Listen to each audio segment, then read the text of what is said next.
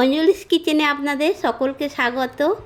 বন্ধুরা, আজ আমি করে দেখাবো পাকা টমেটোর চাটনি। এই পাকা টমেটোর চাটনিটা কিভাবে বানাই আপনারা দেখতে থাকুন। প্রথমে টমেটোগুলোকে ধুয়ে একটা থালার মধ্যে নিয়ে নিয়েছি, গোটা টমেটো।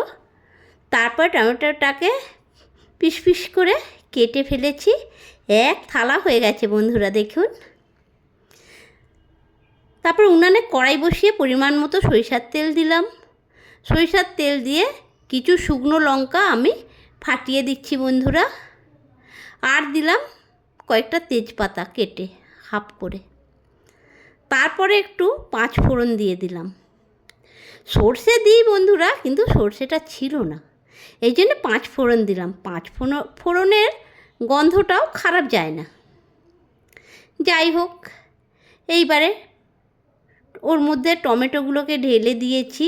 ঢেলে দিয়ে এবারে খুন্তি দিয়ে নাড়াচাড়া করে ভাজা ভাজা করছি বন্ধুরা।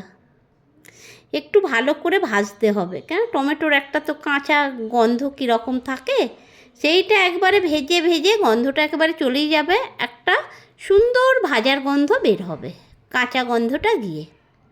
যাই হোক, এই টমেটোর মধ্যে আমি দিয়ে দিলাম কিছুটা লবণ। লবণটা দিলে বন্ধুরা অনেকটা মাখা মাখা হয়ে আসবে, মানে সিদ্ধটা তাড়াতাড়ি হয়ে যাবে আর কি। তারপরে একটা ঢাকনা দিয়ে ঢেকে দিলাম। দেখি কিছুক্ষণ পর ঢাকনাটা তুললাম। দেখুন বন্ধুরা, অনেকটা সিদ্ধ হয়ে গেছে টমেটোগুলো। আর টমেটো বেশিক্ষণ সিদ্ধ হতেও লাগে না। খুন্তি দিয়ে একটু ভেঙে দিচ্ছি টমেটোগুলোকে, কেননা একটু মাখা মাখা তো, চাটনি তো মাখা মাখা ভালো। আর এর মধ্যে যদি একটু টুকটাক দানা দানা থাকে, টমেটোর গোটা একটু থাকে, মুখে পড়লে ভালোও লাগে। তারপরে দিয়ে দিচ্ছি বন্ধুরা পিস পিস করে কেটে রাখা খেজুর আর আমসত্ত্বটা। আমসত্ত্ব খেজুর দিয়ে ভালো করে খুন্তি দিয়ে আমি টমেটোর চাটনিটার মধ্যে মিশিয়ে দিচ্ছি বন্ধুরা। এইভাবে নেড়ে নেড়ে ভালো করে আমি রসটা শুকিয়ে নেব। যতটা রস শুকোবে তত ভালো লাগবে খেতে চাটনিটা। এরপরে দিয়ে দিচ্ছি বন্ধুরা পরিমাণ মতো চিনি।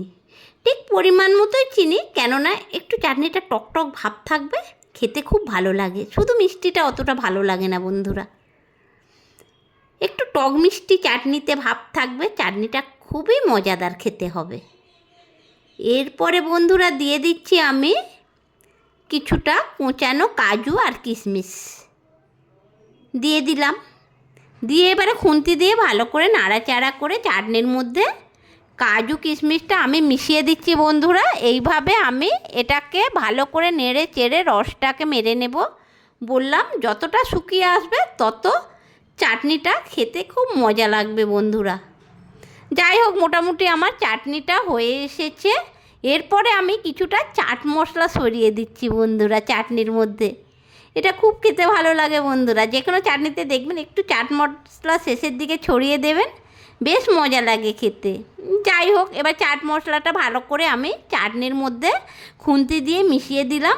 আমার মোটামুটি রেডি হয়ে এসেছে বন্ধুরা আমার পাকা টমেটোর চাটনি। এইবার নামিয়ে নেব। দেখুন বন্ধুরা, প্লেটে নামিয়েও নিয়েছি। টমেটোর চাটনিটা কত সুন্দর হয়েছে। পাকা টমেটোর চাটনি খুব সুস্বাদু হয় বন্ধুরা এইভাবে করলে।